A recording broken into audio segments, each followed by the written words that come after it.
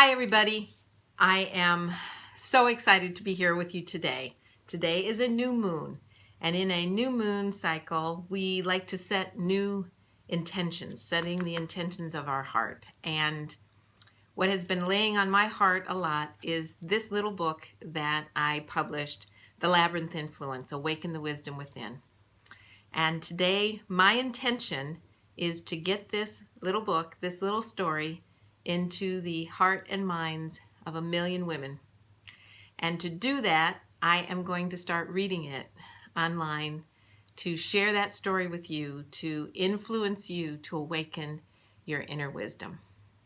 Very excited about this. I feel very strongly that there are people out there that need to hear this, story, and I want to be the one that shares this with you. So let's get started. The Labyrinth Influence, Awaken the Wisdom Within. The dedication. To all the women who ask, am I doing this right? Preface. Once upon a time there was a woman tormented by her success. The harder she worked, the more work she was given. Whenever someone else could not get the job done, she stepped in and saved the day. Her career grew strong, her reputation traveled far, and yet, even with all her credentials and accolades, the woman felt unfulfilled. Success can be a monster, addictive and cold, when you've lost your purpose, when you're blindly following someone else's agenda. For the woman, 30 years of success had now rewarded her with a stroke and a pink slip. Then one day a friend gave her a note. It read, all the success in the world cannot satisfy your divine discontent. You are looking for something more. This idea of divine discontent was foreign to her. Not knowing how it could help her, the woman did the only thing she knew how to do. She continued to excel and succeed until one day a third catastrophe struck and she was forced to slow down. Her husband was now deathly ill. Introduction. When you were young, did you ever dream about your path in life? Did you wonder what you would be when you grew up? Consider the things that you would make, the places you would go, and the people you would meet? Maybe, as you patched up a stuffed animal after stuffed animal in that makeshift hospital of your living room, you imagined being a world-class doctor, treating children around the globe. Or you longed to be an in-demand fashion designer, sketching out Barbie's every sartorial need. Perhaps you thought about your childhood best friend would look like as an adult, still your partner in crime after so many years. Together, you'd be running the business you fantasized about in each other's backyards and bedrooms. Maybe you pictured the view from atop a ski loft in the Alps, or an Eiffel Tower, or even a camel, the dust of the desert spreading out before you as far as your eyes could see. Youth is filled with dreams that make our hearts soar. Grand visions fill you with a joyful sense of wonder about what lies ahead when you are grown. You make a plan and set your course, visualizing the steps needed to reach your goal. Finally, you feel confident enough to share it with others. You want their insights. You want to know if your ideas are as inspiring to them as they are to you. All you seek is some validation that you've chosen an acceptable path and that those closest to you believe in the value of your aspirations. Unfortunately, your plans and dreams don't always align with those of the people who love you. They suggest other goals, pointing out all the ways you could fall short if you attempt to achieve something so risky, so frivolous as your own vision. They tell you it would be great if you just did X, Y, or Z. You begin to see the flaws in your plan. How silly it was of you to think you'd chosen the right plan. So instead of dreaming big or setting your sights on something they've deemed insignificant. You pick what you feel you're supposed to do, a college that will make your family proud, a job that will come with financial success, a series of logical steps that don't draw too much attention or make too much noise. Ever since you were a little girl, the world taught you how to play by the rules. Work harder than anyone else and you will be rewarded. Don't accentuate the fact that you're a woman. Act like a man to be successful in business, but don't take up too much space.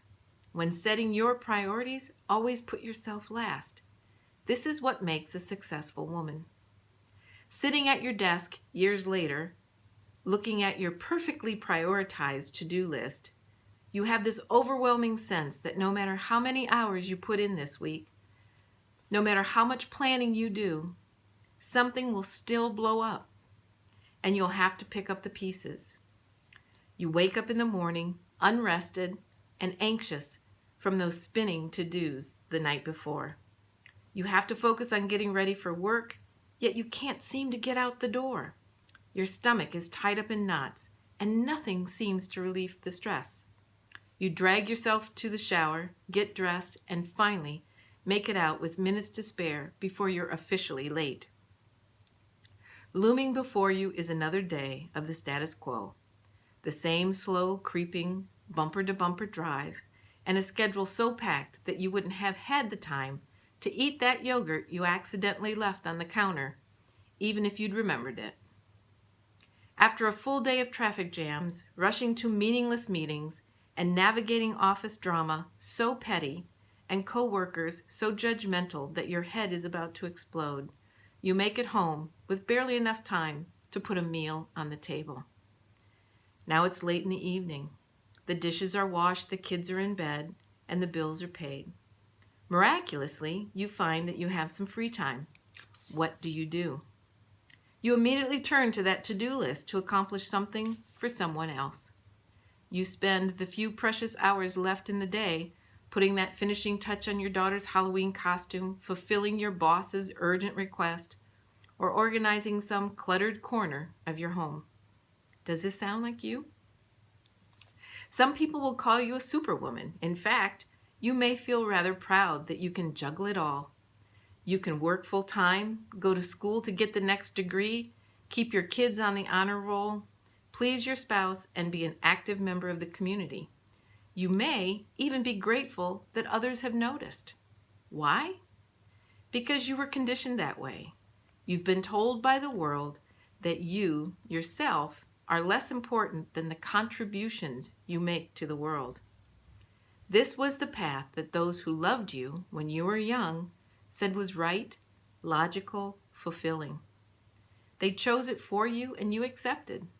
This is what you were expected to do with your life, and you're doing it masterfully. But what if, just what if, you could change that conditioning and still be happy and successful? Would you want to change? Would you put in fewer hours at the office or build a different career altogether? Would you deepen your relationship with your spouse? Or would you spend more time by yourself, pursuing the passions you had as a girl? The ones you once thought would drive your life's work. You already have the knowledge you need to get to the core of the person you've always wanted to be, the person you've been all along. All you need to do is access it. You can learn the art of awakening the wisdom within. It's part of who you are, who you have always been. You can live a life of balance, a life in which every day is truly lived with grace, power, and ease. You can awaken the wisdom within. But first, you have to learn how to nurture yourself, to find out what you already know and trust that whatever it is, it's right for you. Taking time for yourself may be something you've never really done before, a consideration that's always seemed frivolous at best or selfish at worst, a need you imagine you assuage with an occasional haircut or a good book or a short walk. Self-care and self-awareness need to be a way of life. This isn't selfish, it's essential. You can start here. If you are looking to figure out how to regain control of your life and how to be blissfully happy in every aspect of it, then welcome to your new path. You've come to the right place.